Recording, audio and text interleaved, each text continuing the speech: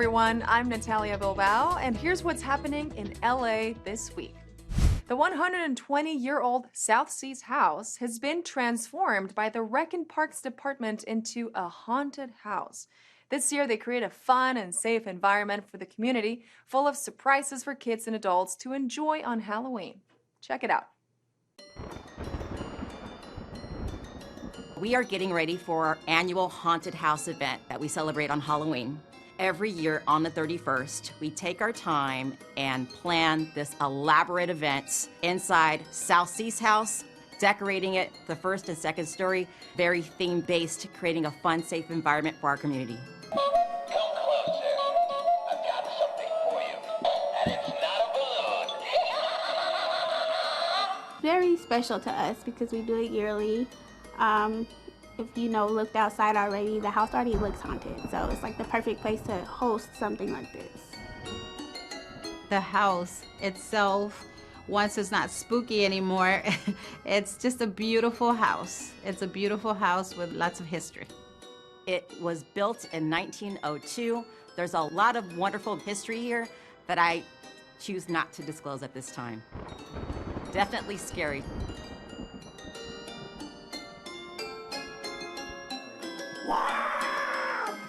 This is going to be intense. We're gonna have live monsters, lighting as you can see right now, and just a whole lot of fun. So ideally between the ages of 10 and up, but definitely be accompanied by an adult just in case if you might be a little scared. We have a nice team of staff here at South Seas House. We are also collaborating with different organizations. Not only are they contributing in terms of items, such as some of our monsters that we have here, but they're also donating their time and also working with some of the teens in the area, creating that safe environment, not only just to participate, but also to visit and have fun. On its 60th anniversary as Los Angeles Historic Site #1 and its owner's 200th birthday, the Leonis Adobe Museum threw a Halloween-themed event. The Pumpkin Party took place in Calabasas, which in Spanish means pumpkins, and was an opportunity for families to learn about the rich history of this iconic site from a fun and spooky perspective. Take a look.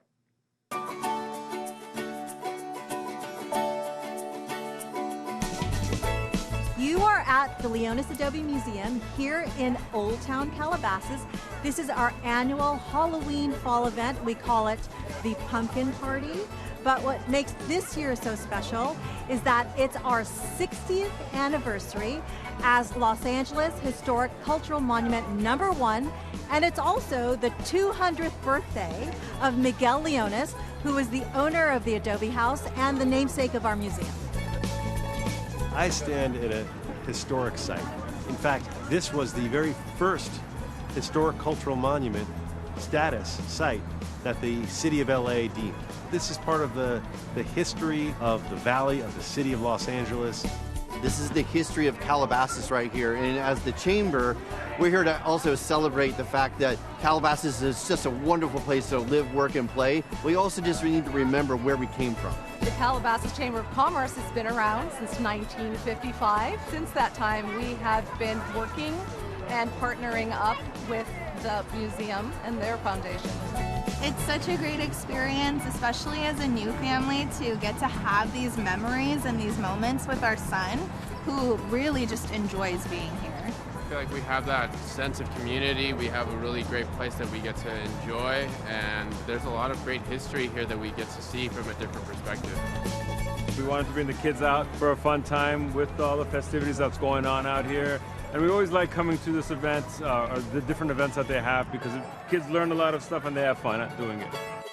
We absolutely love coming and learning about the history of Calabasas and the history of the house and the Leonis family. It's just a wonderful learning experience for the children. They really learned about life long ago. Very few people would risk their life to protect the lives of total strangers. Some of these heroes are the brave women and men of the Los Angeles Police Department, who were honored at the Above and Beyond Awards Ceremony 2022. This event was a recognition from the city they protect and serve to thank them for keeping its residents safe.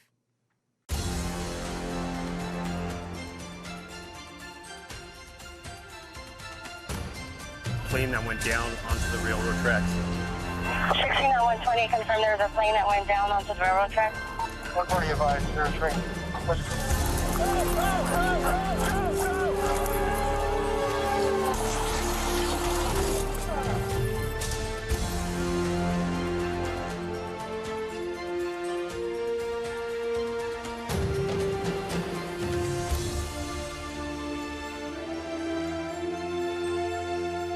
The dedication, the bravery, the professionalism, the service by our men and women of this department is unmatched. To the brave heroes who are gathered here today to be honored, you've demonstrated the best of our city, extraordinary courage, professionalism, and devotion to public service. We see you, and we see how hard you work day in and day out to keep our neighborhoods safe in the most challenging of moments to be a police officer. It's clear how tough your job is, how much sacrifice it demands, and the truth is that as the world becomes more complex, so does the work to keep our communities safe. These last few years have been unprecedented, yet you continue to show up and to go above and beyond, to step up and give your work your all.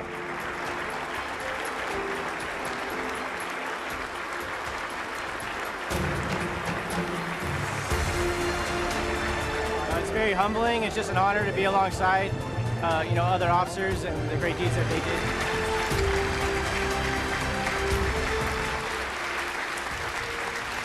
There's no harder job in America today than being a police officer. I know that their work and dedication is critical in saving lives, pursuing a safer city for everyone.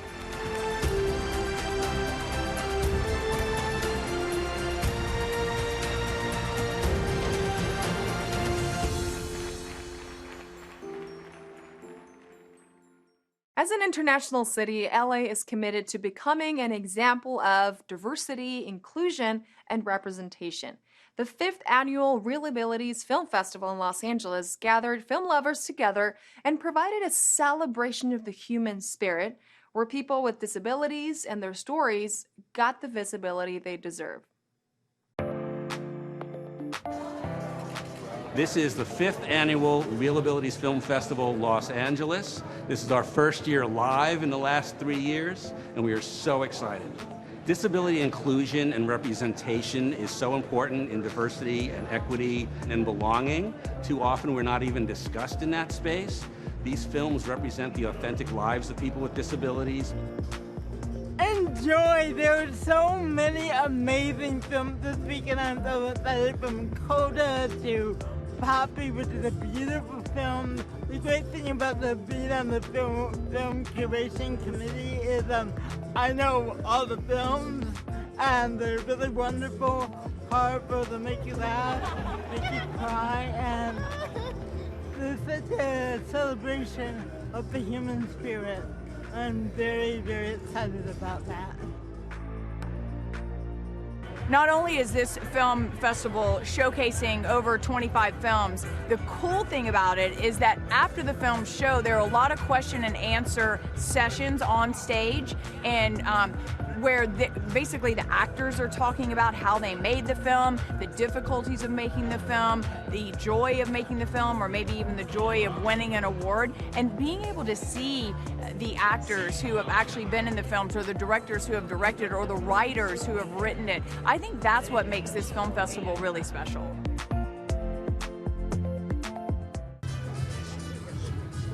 You know, this show business, it's really exciting to see right now, to see where we're at right now. And I hope to see it growing even more in the future, because it's opening up more for me and other people as well.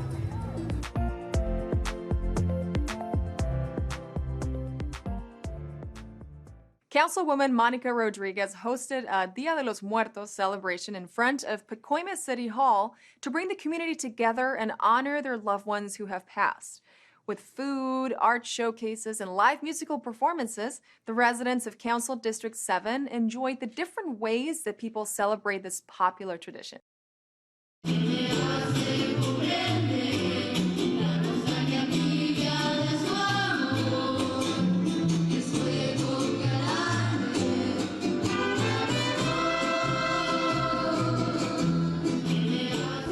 Muertos here in Pacoima is an annual celebration that I host here in the community of Pacoima in front of Pacoima City Hall. And it's an opportunity to not just community build and bring everyone together, but to honor the loved ones that so many of us have lost, not just through the course of the pandemic, but just through the course of living.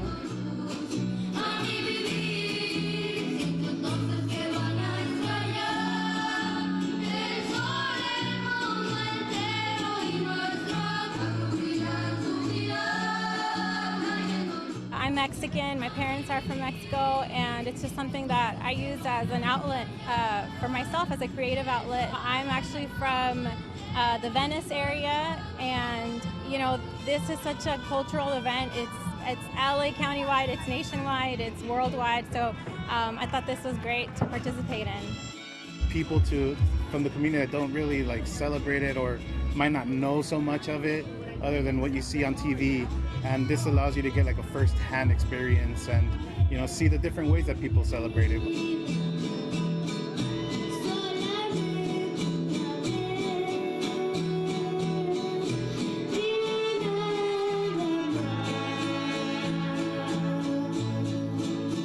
We are representing the YMCA of the Foothills. It means kind of remembering the people who have passed and honoring them, and the Y is here to support them.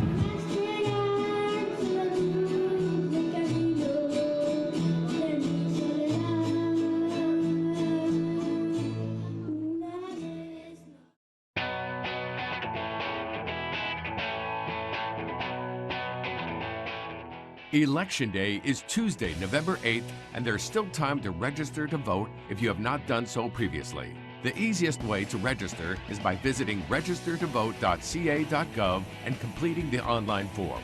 Same-day voter registration can be completed at county elections offices, polling places, or vote centers within 14 days of an election.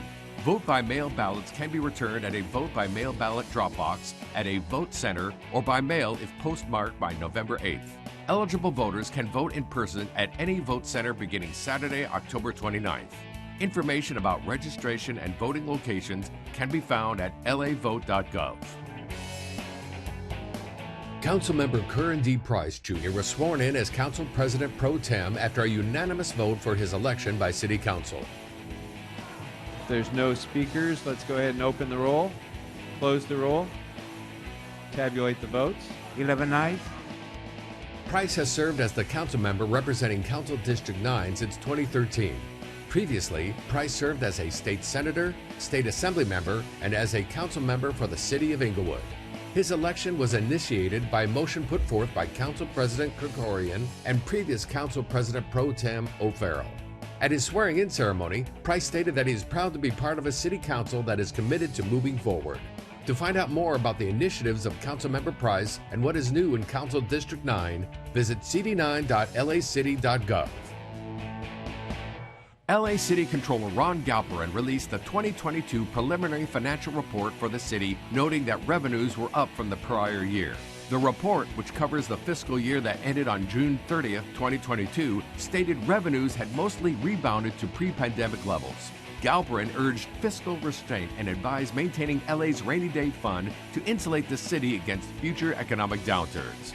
Concerns such as a potential recession, continued COVID-19 impacts, and international conflicts loom over economic conditions. Explore LA's revenues, spending, reserves, and debt through the interactive online visualizations at lacontroller.org.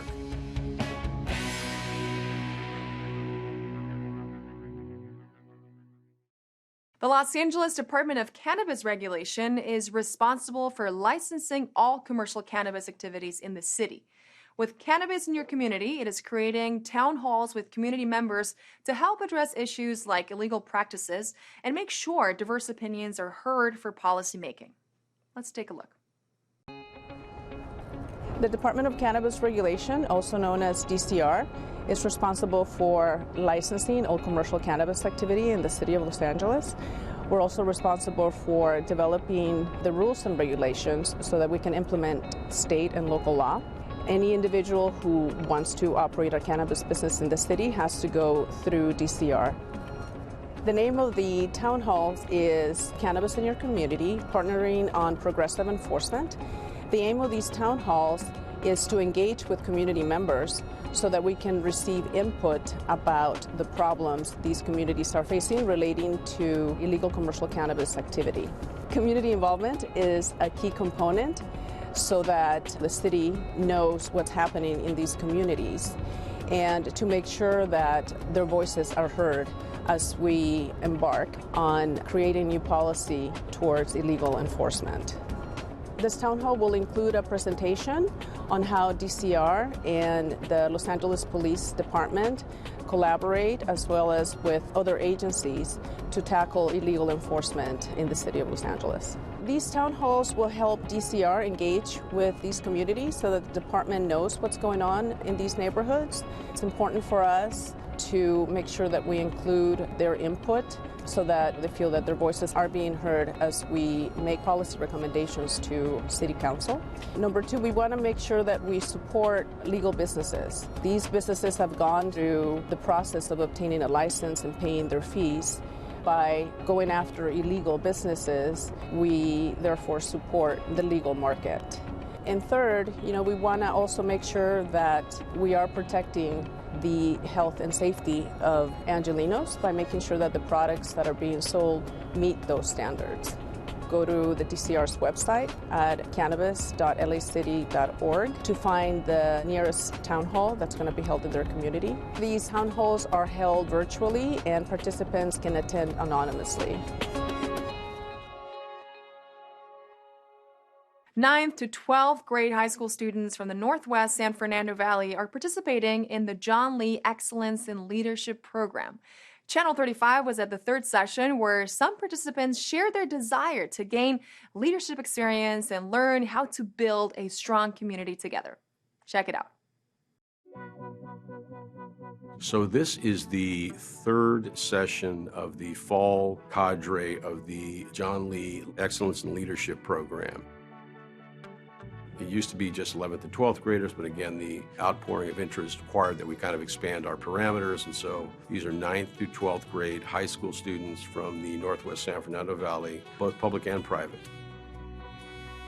This is our first in-person meeting. We've had 2 meetings so far, both online, and I'm excited to be back here, back in person. I know it's been different online. The original reason why I wanted to join this program was to gain leadership experience and to really learn how to get more involved within my community and help out with local events and learn how to build a strong community together.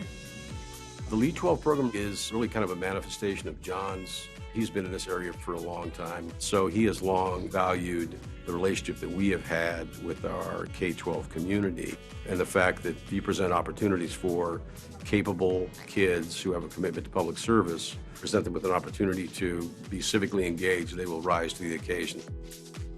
We talk about local politics and governance and talk about the machinations of the city and how it operates. But we also, because we're so involved in the community, we try to create opportunities for them to see all these concepts and ideas and elements in play through community projects and events.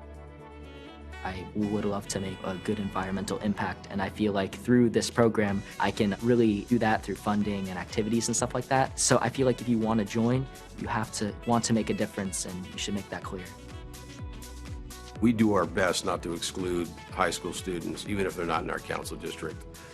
We have kids who live in our council district but don't go to school here in this program. We're not going to turn anybody away. So just reach out. We'll figure out a way to get you involved.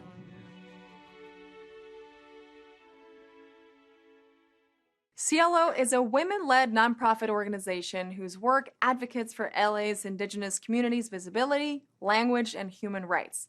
This year, Councilmember Kern Price is honoring Odilia Romero, humanitarian coalition builder and co-founder of Cielo, by naming her CD9 Pioneer Woman. Let's take a look.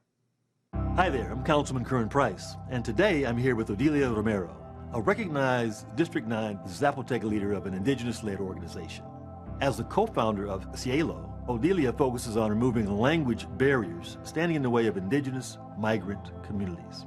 Cielo also advocates for cultural preservation and works to reduce gender-based violence.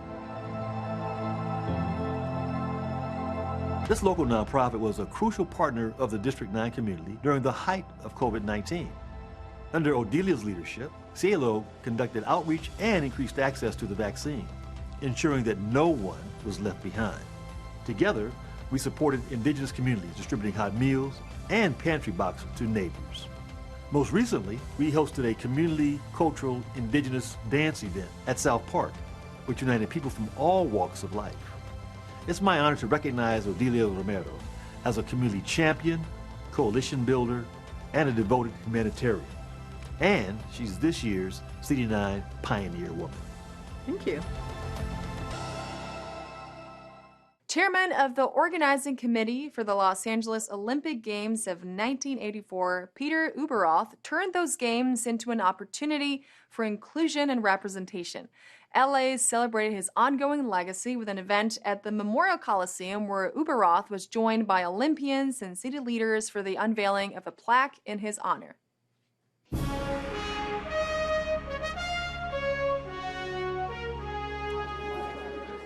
I'm delighted to be here today as a plaque is unveiled on behalf of Peter Victor Ueberroth, who is the president of the organizing committee. The games that changed the way the Olympic Games are now presented to the world. Peter included the whole city of Los Angeles into the Olympic Games. The Olympic Games in '84 was the first Olympics to actually make a profit, and $100 million was used to start the LA '84 Foundation, which is still giving out money today.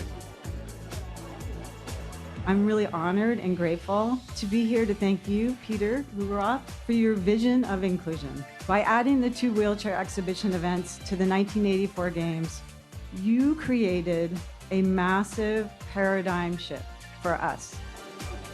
Peter Ueberroth was Time Magazine Man of the Year after the 1984 Olympics. He was seen as the American and the world citizen that not only turned the Olympics around, but put LA on the map with the most successful Olympic Games, not only to date then, but arguably to date even today. The Summer Olympics in 1984 were a watershed moment for the Olympic movement.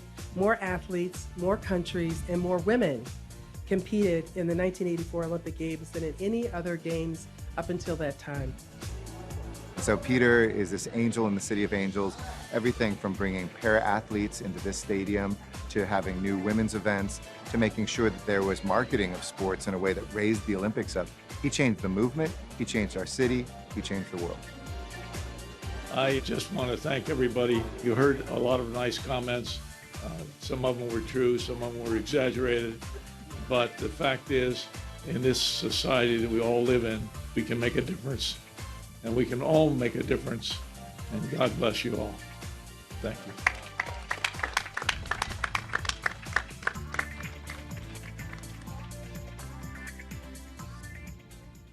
In our feature story this week, our own Anita Bennett sits down with Wanda Williams, Director of Interim Housing at Urban Alchemy. This nonprofit is behind the latest Westlake Tiny Home Village, and Wanda discussed how they are helping the unhoused population around downtown. Let's hear the story. A new tiny home village just opened in Westlake near downtown Los Angeles. Now that shelter is run by a nonprofit called Urban Alchemy. And joining us to discuss this village is Wanda Williams. You are the Director of Interim Housing at Urban Alchemy. Yes, I am. How many people are housed there? So at the present time, we have 55 people who are housed there from all walks of life. And at this village, you know, we're able to help each and every person. And the people who are housed there, is it single people, families? Can you tell us about that? We have singles, we have couples, but we also have a family. How many people are there? At the present time, we have 90 people there. I see people all over downtown LA and Echo Park wearing the vest like you have on. Can you tell us about the work that they do? We engage each and every person who is experiencing homelessness. We engage them, we assess them, and then we try to move them into being matched into housing. The employees, a lot of them have experienced homelessness themselves, correct? Yes. We believe in giving opportunity after opportunity after opportunity. We also believe in giving jobs. So a lot of our employees who live at villages, they also work with us. COVID, did that pose any particular additional challenges? COVID, yes, it did. It posed a lot of challenges for a lot of people because it was, everything stopped, but we didn't stop. We kept going on. We kept, and this is when we had the bathrooms. We kept servicing the bathrooms. The bathrooms were those mobile units set up on the streets of LA. Yes, yes. So all during COVID, even though the world stopped, we continued. And those mobile bathrooms and washing stations were lifesavers, not just for the unhoused, but people driving along, because everything was closed because of COVID. Right.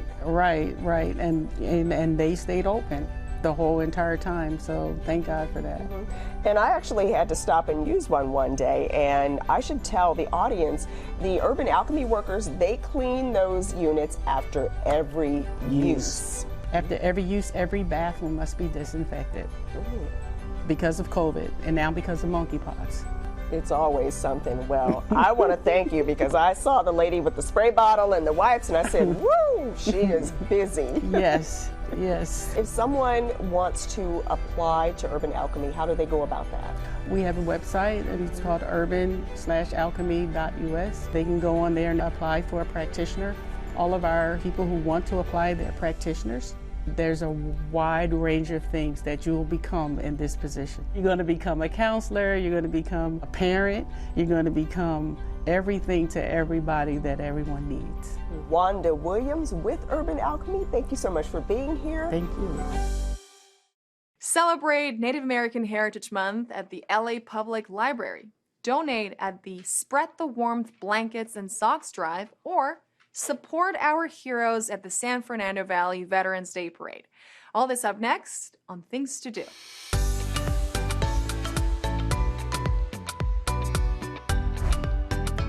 This year, you can celebrate Native American Heritage Month at the Los Angeles Public Library. This special event will be at the Lincoln Heights branch. Dream catchers, which are believed to protect sleepers, especially children, from nightmares and evil spirits, are commonly used in the Ojibwe tribe tradition. Attendees will be able to come and celebrate Native American Heritage Month and create their own dream catchers to take home.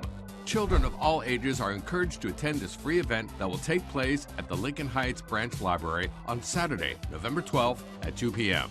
For more information and details, visit lapl.org/events. Fall is that time of the year when we start to take out our warm clothes from the back of the closet and decide what we need and what we can get rid of. The LA Sanitation Department is holding Spread the Warmth Blankets and Socks Drive, so you can donate the new and gently used blankets, sleeping bags, socks, and quilts that you don't need. All the donated items will be distributed to LA City's unhoused population. There are different drop-off locations for residents, businesses, and city employees, which are open from now until December 30th, Monday to Friday from 9 a.m. until 4 p.m. For more information about the drop-off locations and other details, visit lacitysan.org. Come and pay tribute to America's heroes, the veterans of our armed forces, by attending the 19th annual San Fernando Valley Veterans Day Parade. This will be an opportunity to honor those who served past and present in the San Fernando Valley with a parade that brings the community together. Everyone is welcome to attend the 19th annual San Fernando Valley Veterans Day Parade that will begin at the corner of Laurel Canyon Boulevard and San Fernando Mission Boulevard on Friday, November 11th at 11:11 a.m. For more information about how to submit your entry application to march in the parade, as well as other details about events happening around the parade, visit sfvveteransdayparade.com. And that's a look at some things to do.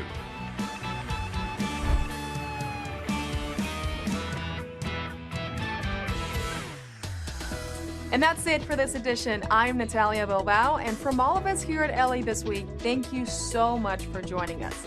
A reminder that you can catch us online at lacityview.org, and we're also on Facebook, Twitter, and YouTube. See you next time for more LA This Week.